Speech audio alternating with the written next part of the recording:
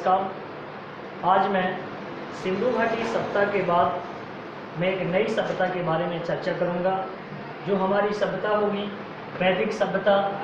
जैसे ही हमारी सिंधु घाटी का पतन हुआ, ऐसा माना जाता है कि वैदिक सभ्यता ने जन्म लिया है। और वैदिक सभ्यता की समयकाल की मैं बात करूं तो इसका समयकाल 1500 से 500 ईसा पूर्व दोस्तों माना जाता है। वैदिक सभ्यता का टाइम पीरियड को दो भागों में बांटा गया है। सबसे पहले ऋग वैदिक काल, जिसका समयकाल 1500 से 1000 ईसा पूर्व माना जाता है। दूसरा हमारा उत्तर वैदिक काल, जिसका समयकाल 1000 से 500 ईसा पूर्व माना जाता है। दोस्तों, मैं आपको बताना चाहता हूँ, जो आपकी वैदिक सभ्यता है, तो वैदिक सभ्यता में इसका जो जनक थे वो आर्य लोग माने जाते हैं। और माना जाता है इस वैदिक सभ्यता के पूर्ण रूप से जनक आर्य लोग थे। और आर्य लोगों की जो मुख्य भाषा थी वो हमारी संस्कृत थी। और आर्य लोग जिस सभ्यता में जो आए हैं, इस सभ्यता को हम ग्रामीण सभ्यता से जोड़ते हैं। और सिंधु घाटी सभ्यता एक नगरीय सभ्यता थी।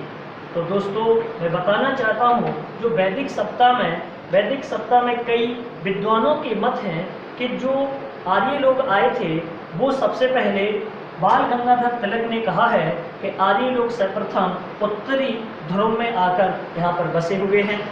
लेकिन अगले जो हमारे विद्वान हैं मैक्स मूलर ने कहा है कि आर्य लोग सर्वप्रथम मध्य एशिया में आए और मध्य एशिया में उन्हें अपना निवास स्थान बनाया। दूसरी बात, अगले जो हमारे विद्वान स्वामी विवेकानंद ने कहा है कि भारत में ये तिब्बत में इनने स्थान लिया है, निवास किया है। इसके बाद माना जाता है इन सबसे ज़्यादा विद्वानों में मैक्स मूलर का मत सबसे मान्य मत है। इसको हम मान्य मत कहेंगे, मत है। इसके बाद मैं आगे चलता हूँ।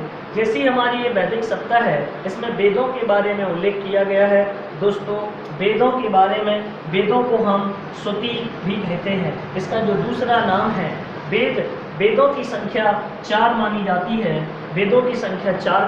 है। सबसे पहले जो हमारा वेद आता है जो ऋग्वेद, दूसरा हमारा होता है सामवेद, तीसरा हमारा यजुर्वेद और हमारा 5वां होता है दोस्तों अथर्ववेद। मैं ऋग्वेद की बात करूं तो दोस्तों, यह संसार का सबसे पुराना वेद है। और ये सबसे प्राचीन वेद है। जिस वेद की बात करूं, इसमें 10 मंडल 1028 सूक्तियाँ स्थित हैं। और इसमें जितने भी आपके मंत्रों का उच्चारण किया जाता है वो हमारे ऋग्वेद के अंतर्गत आता है। और दोस्तों, ऋग्वेद की बात करूं तो ऋग्वेद का जो उपवेद होता है वो आपका आयुर्वेद होता है। अगला जो आपका वेद आता है सामवेद माना जाता है कि आर्य लोग संगीत से बहुत ज़्यादा प्रेमी थे, इसलिए इनका जो जिक्र है वो सामवेद में मिलता है। और सामवेद का जो उपवेद होता है दोस्तों वो गंधर्व वेद होता है। अगला जो आपका जो तीसरा वेद है यजुर्वेद की मैं बात करूं तो यह कर्मकांड प्रधान ग्रंथ है, जिसमें यज्ञ के बारे में चर्चा की जाती है।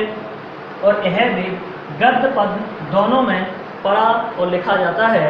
और इसका जो उपवेद है वो धनुर्वेद है। इसके बाद में दोस्तों मैं बात बताता हूँ कि ये तीनों वेद ऋग्वेद, सामवेद और अर्थवेद दोस्तों ये पद में लिखे जाते हैं। और एकमात्र आपका यजुर्वेद है जो गद्य और पद दोनों में लिखा जाता है। आपका लास्ट वेद है अथर्ववेद की मैं बात करूँ, यह सबसे, इसमें जादू टोना, भूत प्रेत, आत्मा, वशीकरण के बारे में जिक्र किया गया है। और जिसका उपवेद शिल्प वेद माना जाता है। ऐसा माना जाता है कि इस वेद में काली विद्या, भूत प्रेत के जादू टोने की चर्चा की गई है। तो आपका ये अथर्ववेद। और दोस्तों, इस टॉपिक के बाद मैं एक नया टॉपिक लेके आऊँगा। तब तक के लिए दोस्तों नमस्कार। मेरा वीडियो लाइक और शेयर जरूर करें। धन्यवाद।